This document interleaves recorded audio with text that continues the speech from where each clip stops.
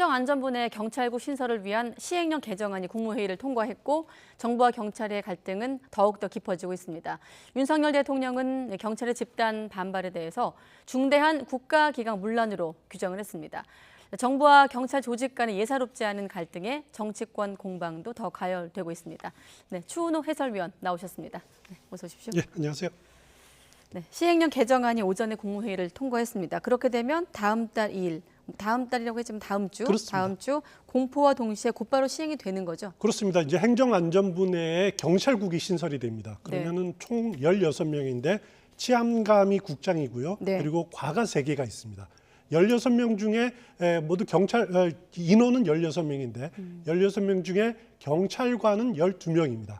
경찰관이 이제 파견되는 형식으로 돼서 될 거고 일반직 공무원은 4명인데 주로 다루는 업무들이 뭐 이제 그 국무회의에 안건 올리는 거라든가 이런 건데 가장 눈에 띄는 부분이 뭐냐면은 네. 인사 문제입니다. 인사 문제를 여기에서 이제 그 총경 이상 경찰 공무원에 대한 임명 제청권을 행안부 장관이 갖고 있는데 그 업무를 이제 도와주는 네. 그런 역할을 하게 될 것 같습니다. 네, 지금 총리는 뭐라 그랬냐면 경찰을 민주적으로 관장하기 위한 것이 경찰국 신설안의 어떤 본질이라 이렇게 설명을 하고 있고 또 행정안전부 장관도 이런 흐름으로 얘기를 하고 있는데 지금 보면 민주적이란 말이 양쪽에서 쓰이고 있거든요. 그렇습니다. 경찰은 민주적이지 못하다고 또 반발을 하고 있는 거예요.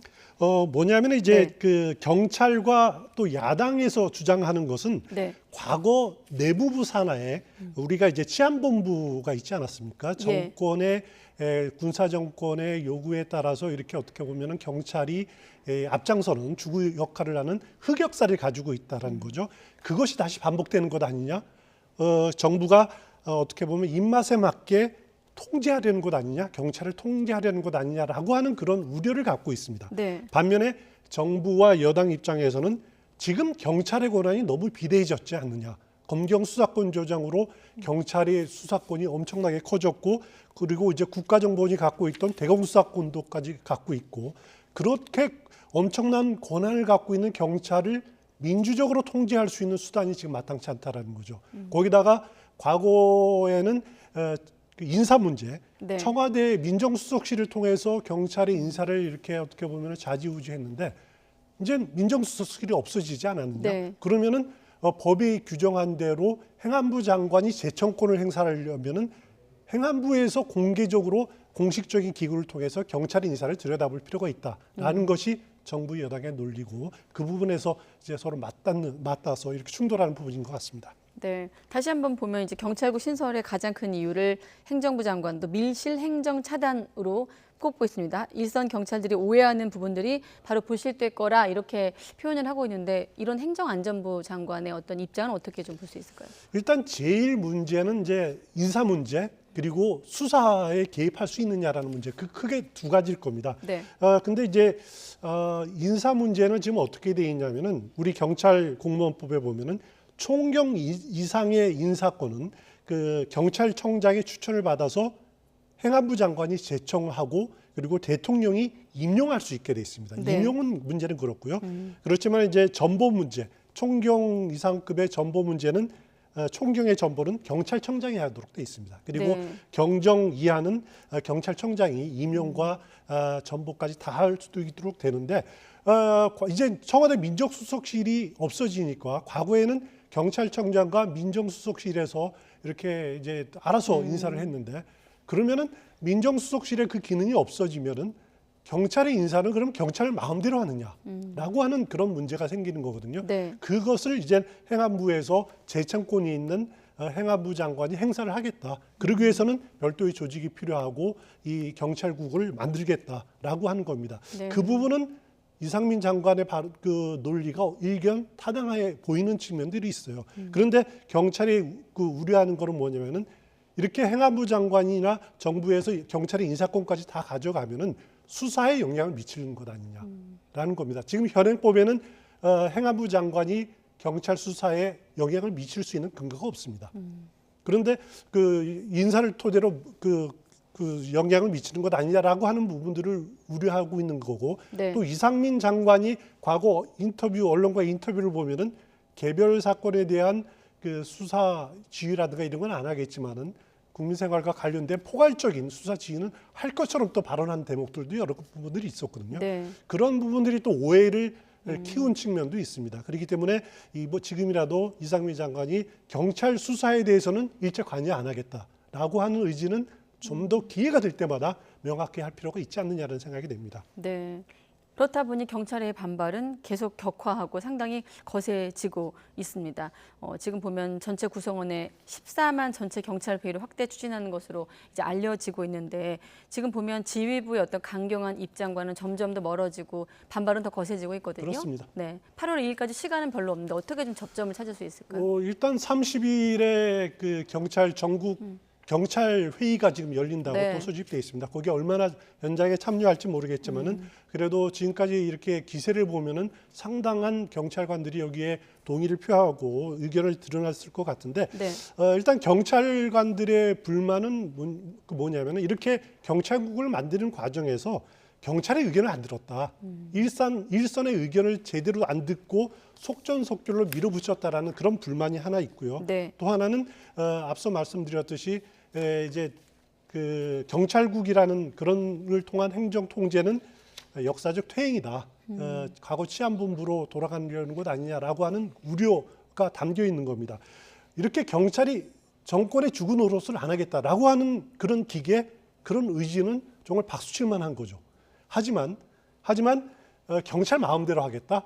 우리 터치하지 마라. 나는 경찰의 밥그릇 챙기기라고 하면은 그건 또 그것대로 비판받을 수밖에 없는 그런 측면이 있는 겁니다. 그렇기 때문에 경찰관들의 일선의 목소리가 아마 이번 주말을 통해서 한 번 더 폭발될 가능성은 있지만은 네. 저는 일단 경찰국이 본격화되고 하면은 그 이후로는 좀 수면 아래로 잠들어가는 국면으로 접어들지 않겠느냐. 경찰국 지휘부도 적극적으로 의견 수렴을 하고 하는 과정들을 거치지 않겠느냐라는 생각이 됩니다. 네. 방금 추 의원님께서 속전속결이라고 하셨는데 사실 31년 만에 신설되는 조직인데 논의한 지 불과 석 달 만에 그렇습니다. 신설되는 셈이긴 하기 때문에 속도가 좀 빠른 셈이긴 합니다. 그렇다 보니 경찰의 이제 거센 반발이 이어지고 있고 여기에 대해서 대통령도 오늘 출근길 관련 사안에 대한 입장을 밝혔거든요. 역시나 강경한 입장을 밝혔는데 어떤 발언을 했을까요? 국방과 치안이라고 하는 것은 국가의 기본 사무고 그 최종적인 지휘 감독자는 대통령입니다. 그리고 정부가 헌법과 법에 따라 추진하는 정책과 조직 개편안에 대해서는 집단적으로 반발한다는 것이 중대한 국가의 기강문란이 될 수 있습니다. 어제도 같은 질문이 있었고 어제 답변은 필요한 조치를 하겠다. 다소 원론적인 그렇습니다. 답변이었는데 지금 보시면은 중대한 국가의 기강 문란이라면서 좀 뭐 이런 질문 예상했다는 듯이 작심한 듯이 발언한 것으로 보이기도 해요. 그렇습니다. 예상 질문에 또 예상된 준비된 답변을 한 네. 것이 오늘 아침의 발언인데 여기 보면 이제 크게 두 가지가 담겨 있습니다. 하나는 뭐냐면은 치안이라는 것은 국가의 기본 사무고 최종 책임자는 대통령 자신이다. 여기에 경찰이 집단으로 반발하는 것은 국가기강 네. 문란이다.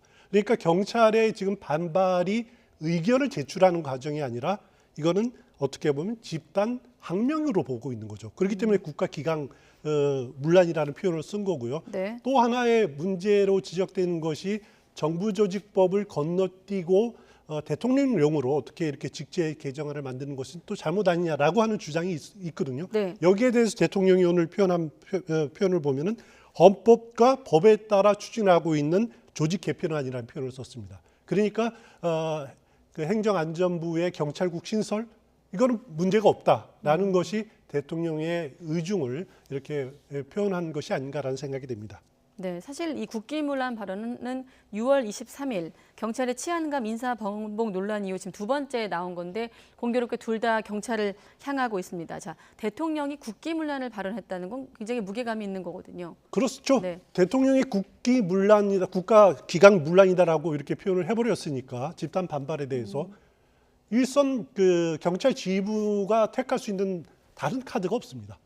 그러면 이제 징계라든가 이런 것들을 계속 이렇게 강하게 대응할 수밖에 없고, 만약에 30일 또 다시 일선 경찰관 회의가 열린다면은 거기에 대한 경찰 지휘부의 대응도 정해져 있는 거거든요. 네. 만약에 경찰 지휘부가 대통령을 이 국기문란이라고 했는데 그것을 무시하고 손방망이 처벌을 할 수 없는 거죠. 그렇기 때문에 이 강대강 대결이 당분간은 경찰 지휘부로서는 내릴 수밖에 없고, 여기에 일선 경찰관들의 대응도 지금은 아주 강하게 나타날 수밖에 없지만은 네. 결국은 다음 주 후반 정도부터는 좀 수그러들 가능성이 높지 않느냐, 개인적으로는 그렇게 생각이 됩니다. 네, 이번 그 경찰 총경 회의, 이번 주 열리는 회의를 포함해서 집단 항명이라고 이제 비판적인 시각에서 보고 있는데, 지금 이 집단 항명에 대해서 검찰 회의하고 또 비교하는 여론, 언론의 어떤 시각도 있습니다. 그렇습니다. 그렇다 보니 그때는 의견 표현인데 왜 의사 표명인데 이건 집단 항명으로 보느냐라는 어떤 좀 검경의 차별 아니냐, 이런 시각도 있는 것도 사실이고요. 예, 특히 이제 경찰관들은 그런 불만 풀만 할 겁니다. 네. 왜 검사는 되고 우리가 하는 건 안 되냐? 검찰 대통령 공화국이기 때문에 그러냐라고 불만을 품고 있지만은, 일단 정부의 설명은 이렇습니다. 네. 경찰이라는 것은 치안을 담당하는 조직이다. 물론 수사도 담당하지만은 검찰은 수사를 담당하는 기관이라는 차이가 있다는 거죠. 네. 그리고 총경회의가 문제라는 것은 뭐냐면은 총경들, 일선 경찰서장이라고 하는 분들은 지역의 치안을 책임지는 사람들 아니냐. 치안을 책임지기 위해서는 무기를 소지하고 있고, 전시에는 군사 조직으로 이렇게 개편되는 그런 조직인데, 그런 조직이 이렇게 집단 항명을, 자기 근무지를 떠나서 집단 항명에 가까운 이런 집단 행동을 하는 것은 그건 국가기관 문란이다. 그렇기 때문에 검사들의 집단 움직임과 경찰의 집단 움직임을 단순히 비교할 수 없다라고 하는 것이 이상민 행안부 장관을 비롯한 정부의 입장인 것 같습니다. 네, 지금 보면 대통령이 국기문란이라고 비판을 하니까 민주당에서는 경찰국 신설이 행정 쿠데타다, 국기문란은 윤석열 정부가 일으키고 있다라면서 이제 공방을 벌이고 있거든요. 지금 보면 여당은 정부에 힘을 실어주고 있는 상황이고, 민주당은 오늘 용산을 방문하기도 했는데, 어제 그 경찰 측 노조 측, 이를테면 입장 사무국장 얘기로는 좀 국회 차원의 어떤 중재를 요청하기도 했었는데 어떻습니까? 국회 차원의 좀 해법이 나올까요? 이런 공방 속에서? 민주당 어제 우상호 비대위원장 보면은 네. 정면으로 맞서 싸우겠다, 이렇게 강한 의지를 피력하고 있는데요. 네. 사실 민주당에서 지금 할 수 있는 것이 그럼 과거처럼 삭발이라든가 단식 농성이라든가 네. 전국 순회 집회라든가 이런 아주 대규모 장외 집회를 할 형편이 안 됩니다. 왜냐하면 지금 국회가 열리고 있는 상황이죠. 또 네. 코로나 국면이고, 또 민주당 내에 또 당 사정도 있지 않습니까? 다음 달 말에 대표를 뽑는 전당대회 앞두고 있는 상황이기 때문에 장외 투쟁을 이렇게 강하게 할 수는 없는 상황이고요. 네. 결국 돌아갈 수밖에 없는 것이 국회 내에서의 투쟁인데, 국회 내에서의 투쟁 중에서 가장 우선적으로 생각할 수 있는 것이 행안위, 이 상임위를 통해서 행안부 직제안, 이것이 정부조직법 위반이다, 법률 위반이다라고 하는 주장을 계속 펴는 겁니다. 네. 지금 우리 국회법이 어떻게 되어 있냐면은, 만약에 이제 상임위 차원에서 이거는 이 하위 법령인 대통령령이 정부조직법 위반이다라고 결론을 내리면은 본회의 의결을 해가지고 정부에 수정 요구를 할 수가 있습니다. 이렇게 해서 고쳐지는 과정을 거칠 수가 있는데, 네. 문제는 뭐냐면은 지금 행안위원장이 국민의힘. 국민의 이채희 의원이라는 네. 거죠. 그럼 이채희 위원장이 협조 안 하면은 그것도 별로 통과될 가능성이 좀 희박하다, 이렇게 보시면 될 것 같습니다. 네, 아마 기억하실 겁니다. 원구성 협상 과정에서 쟁점이 과방위와 행안위였는데 그렇습니다. 이런 논란을 좀 내재하고 있지 않았나, 이런 생각이 다시 한번 거슬러 올라가 보는데, 지금 보면 윤희근 후보자에 대한 얘기도 여러 가지 얘기가 나오고 있습니다. 언론에선 사실상 좀 손 놓고 있는 거 아니냐, 빠져 있는 것 아니냐, 청문회 이전에 이미 리더십의 타격을 받은 것 아니냐, 여러 가지 좀 논란이 있거든요. 예, 윤희근 후보자 경우에는 이제 다음 달 4일 네. 인사청문회가 열립니다. 물론 그 행안위 소관으로 또 열리는데, 네.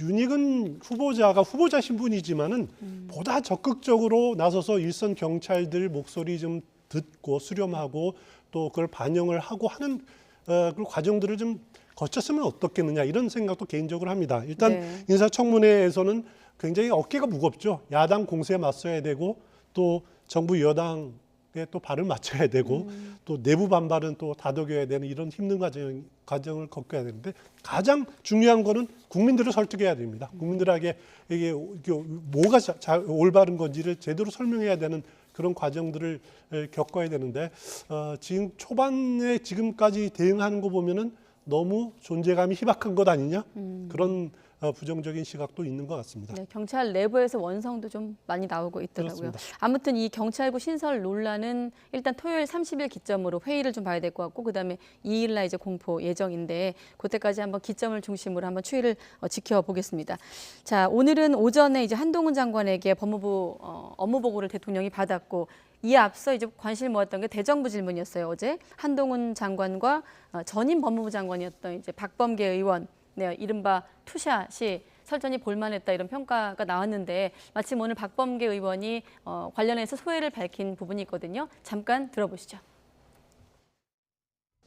참 막무가내구나 하는 생각이 들었고 또 그쪽에서는 또 뭐 제 생각하고 다르다고 하니까 그건 어쩔 수 없죠. 명백한 법에 나오는 것조차도 인정하려 들지 않고 자기 프레임을 딱 짜고 강력하게 주장하고 하니까 이 토론이 안 됩니다. 옛날부터 이명박 정부 때부터 저쪽에 아주 특기예요. 근데 아주 그것을 일찍 배웠더만요. 소회는 저쪽에 특기를 일찍 배웠더만요라고 밝혔습니다. 그렇습니다. 박범계 의원. 어제 한동훈 장관 또 전 장관이었던 박범계 의원 간의 창과 방패 대결 관심을 많이 끌었는데요. 네. 진중권 교수가 그 관전평을 했었죠. 박범계 의원의 참패 이렇게 평가를 했는데 논리에서 밀렸다. 프레임을 걸고 하였는데 제대로 못했고 역공에 당했다 이런 그 표현을 썼습니다. 오늘 박범계 의원이 인터뷰한 걸 보니까 오히려 한동훈 장관이 자기 프레임을 이렇게 하고 나오니까 논리가 자기 합리적인 논리가 안 통했다라는 식으로 어떻게 보면 패장의 변명을 이렇게 내놨는데 그러고 보면은 민주당 의원들, 박범계 의원들 만약에 패배를 했다라면 인사청문회에서 민주당 의원들이 2연패하는 셈이거든요. 네, 한동훈 장관에 지난번에. 대해서. 네. 그런데 여기서 우리가 생각해야 될 게 뭐냐면은 물론 이제 박범계 의원의 패인에 대해서 자기 주장이 반박당하니까 좀 욱하는 냉정을 잃어버리는 것이 결정적인 패인이 아니었냐라는 생각이 드는데 문제는 싸움은 물론 한동훈 장관이 이겼을 수도 있습니다. 하지만 국민의 민의의 전당인 국회에서 국민의 공복인 국무위원이 국민의 대표인 국회의원을 이긴들 그게 진정한 승리입니까? 저는 그렇게 보지 않고요. 네. 오히려 국민을 설득하고 좀 제대로 이렇게 다독이고 하는 노력들이 필요하지 싸워서 이기겠다. 이거는 국무위원들이 가져야 할 자세는 아니다. 이렇게 생각을 됩니다. 네, 심지어 20초 눈싸움으로 신경전을 벌이기도 했습니다. 자, 끝으로 민주당 얘기까지 좀 하고 마무리하겠습니다.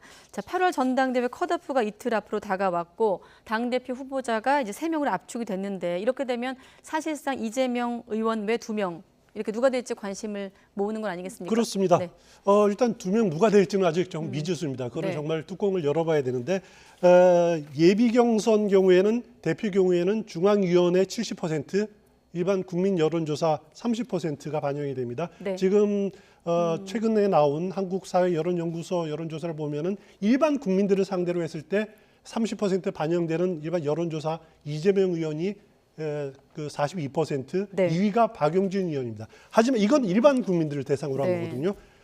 민주당 대표 경선에서 반영되는 것은 비토층을 제외합니다. 그러니까 민주당 지지층과 무당층을 대상으로 하기 때문에. 네. 그런데 같은 여론조사에서 보니까 민주당 지지자들만으로 대상으로 했을 경우에 이재명 그 후보가 42%가 아니라 74%로 올라갑니다.